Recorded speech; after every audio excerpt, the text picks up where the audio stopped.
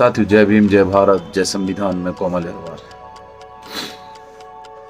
साथियों, जैसा कि आप देख रहे हैं किस प्रकार से मध्य प्रदेश में नहीं पूरे भारत में दलितों की हत्या की जा रही है। दलित महिलाएं, आदिवासी महिलाओं का बलात्कार किया जा रहा है और सजा के नाम पे सिर्फ अगर किसी को सजा दी जा रही है तो सिर्फ और सिर्फ दलितों के मकानों पर बुलडोजर चलाए जा रहे हैं, आदिवासियों के मकानों पर बुलडोजर चलाए जा रहे हैं, मुसलमानों के मकानों पर बुलडोजर चलाए जा रहे हैं और उन्हें ही जेल भेजा जा रहा है। मैं बात कर रहा हूँ सतना की, जो 2 दिन पहले बहुजन समाज पार्टी की सदस्यता लेते हैं कांग्रेस छोड़कर।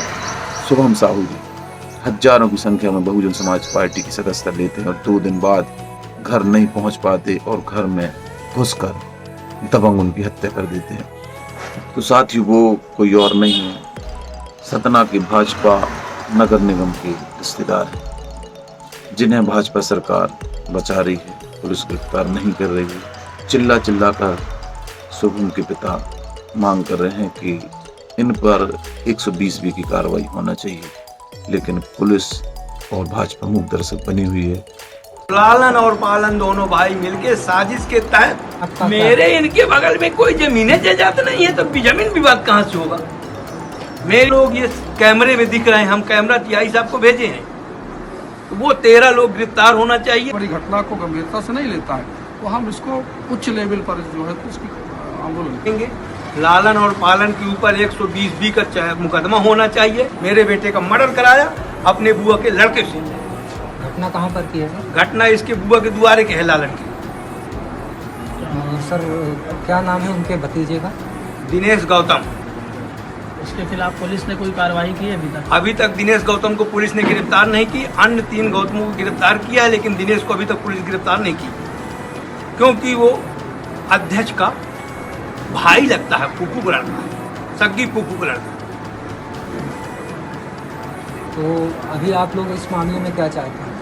हम तो आंदोलन करेंगे, न्यायालय का दरवाजा खटखटाएंगे और क्या करें। पुलिस दिनेश गौतम को आरोपी नहीं बनाती है, लालन चतुर्वेदी को आरोपी नहीं बनाती है षड्यंत्र का। हम तो ये चाहते हैं भैया, आप लोग अंतिम संस्कार करेंगे कि नहीं करेंगे? हम अंतिम संस्कार नहीं करेंगे। लालन और पालन के ऊपर 120B का मुकदमा होना चाहिए साजिश का, और इसके बाद ये दिनेश गौतम का नाम जुड़ना चाहिए। और जो 13 मैं गया था बचाने, तो जब ये 13 लोग लाठी लेके दौड़े तो मैं डर के मारे भाग ही आया। मेरे सामने मर्डर हुआ है, मैं डर के मारे भागा वहाँ से। इसीलिए मैं न्यायालय से चाहता हूँ, शासन से चाहता हूँ कि इसके ऊपर सख्त कार्रवाई हो। 120B लालन पालन के ऊपर लगे, नगर निगम अध्यक्ष है पालन, और इसके बाद 302 ये सब के ऊपर लगे। जितने लोग भाई मर्डर करने वाले तो 4 लोग थे, दिनेश गौतम सहित। दिनेश को गिरफ्तार नहीं किया, और जो मेरे को खदेड़े जब मैं बचाने गया। तो साथियों, आपने सुना किस प्रकार से शुभम के पिताजी रो रो कर गुहार लगा रहे हैं अपने बेटे के न्याय के लिए, लेकिन न्याय उन्हें मिलेगा कैसे? न्याय मिलने की दूर दूर तक आशा की किरण नजर नहीं आ रही, क्योंकि भाजपा शासन सत्ता में सिर्फ और सिर्फ न्याय इन्हीं के लोगों को मिलता है, और हमारे लोगों को, चाहे SC का हो, चाहे ST का हो, चाहे OBC का हो, चाहे माइनॉरिटी का हो, उसको सिर्फ दंड दिया जाता है। जो वो मांग कर रहे हैं कि 120 की कार्रवाई होना चाहिए नगर निगम के अध्यक्ष के रिश्तेदारों पर, क्या ये होगी? असंभव है, ये नहीं होगी। जांच होगी, CBI जांच होगी, नहीं होगी। क्यों नहीं होगी? क्योंकि यह कोई किसी जमीनी विवाद के कारण हत्या नहीं, ये किसी व्यक्तिगत लड़ाई या रंजिश के दौरान हत्या नहीं, ये हत्या सिर्फ और सिर्फ राजनीतिक हत्या है। जिस प्रकार से उसने एक समता स्वतंत्रता बंधुता का रास्ता चुना, जिस प्रकार से एक रीति नीति पे चलने वाली, बहुजनों की लड़ाई लड़ने वाली पार्टी का दामन थामा, और इस दामन को थामते ही वहाँ के जो भाजपा कांग्रेस के लोग हैं, उनके पैरों के नीचे से जमीन खिसकने लगी। उनको विश्वास हो गया कि फिर सुखलाल कुशवाहा जैसा नेता यहाँ पैदा होगा और हमारी विरासत छीन ली जाएगी।